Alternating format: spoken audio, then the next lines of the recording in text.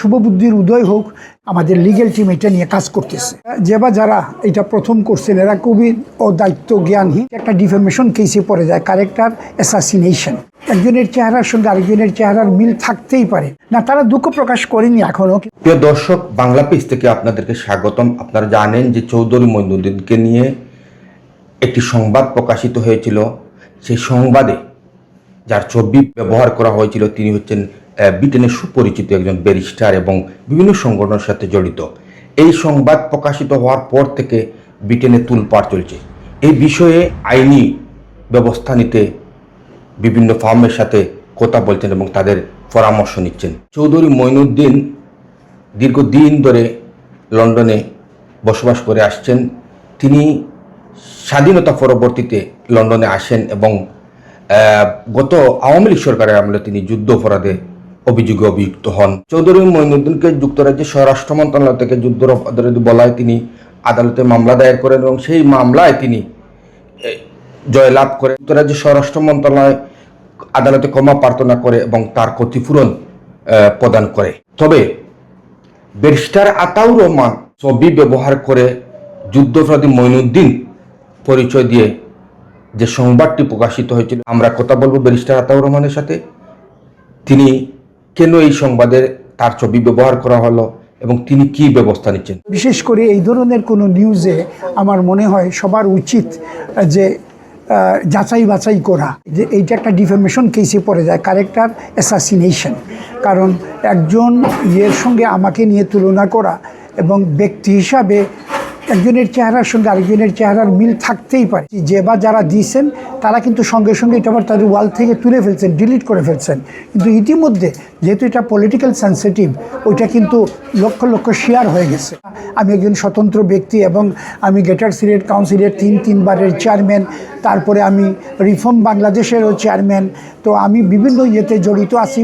NCP কাজগুলো করতেছে 1987, 88 এবং 89, 90 পর্যন্ত বাংলাদেশে একটা সুস্থ ধারার অরাজনৈতিক যুব আন্দোলন গড়ার জন্য আমরা কিন্তু যুব পরিষদ করেছিলাম। আজকে এনসিপি যে বক্তব্য নিয়ে মাঠে কাজ করতেছে, যুব শক্তি বা ছাত্র শক্তি বা তাদের যে কার্যক্রম, এটা কিন্তু আমরা 87, 88, 89 এবং 90 পর্যন্ত, আমি এদেশে আসার আগ পর্যন্ত আমরা কাজ করে আসছি।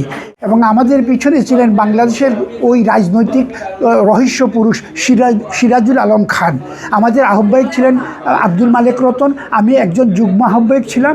আমার যাওয়ার একমাত্র উদ্দেশ্য হলো আমাদের সিলেটের কিছু দাবি দেওয়া। হাসনাত আবদুল্লার মতন একজন বলিষ্ঠ কণ্ঠস্বর বা স্পিকার এটা পার্লামেন্টে তুলে ধরেন, পিছনে তারা সমর্থন দিতে পারবেন।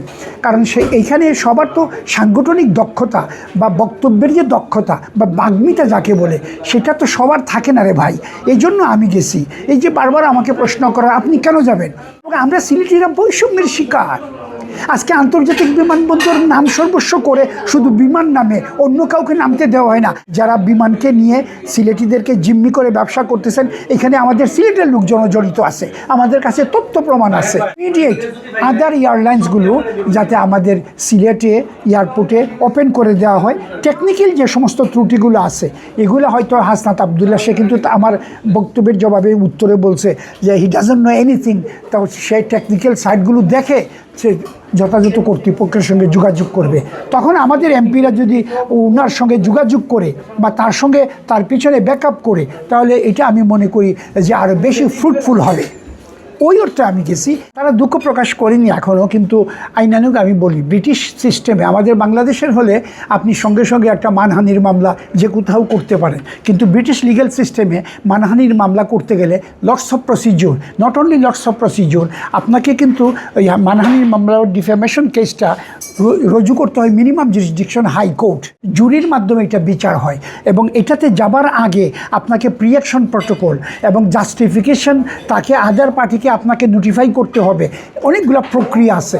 তো আমার যদ্দূর মানে যোগাযোগ করা হয়েছে আমার সঙ্গে, একটা লিগ্যাল টিম চেষ্টা করতেছে, তারা এটা বোঝাপড়া করতেছে এটাকে কিভাবে আনা যায়, এবং আমার মনে হয় কিছুটা জুরিসডিকশনাল কোয়েশ্চেন এইখানে আছে।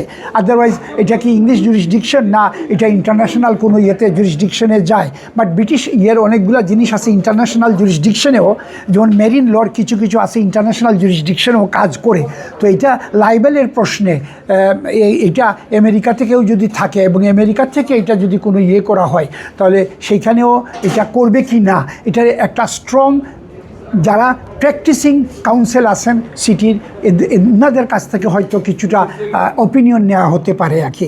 আমাদের লিগ্যাল টিম এটা নিয়ে কাজ করতেছে। তো আমি বলবো যে কোনো ধরনের সংবাদ প্রকাশের আগে জার্নালিজমের যে এথিক্স আছে, এই এথিক্সের বাহিরে গিয়ে কাজ করতে গেলেই কিন্তু সমস্যার সৃষ্টি হয়। তা আমি বলবো সবার শুভবুদ্ধির উদয় হোক। Khaled Masud Roni, Bangla page, London.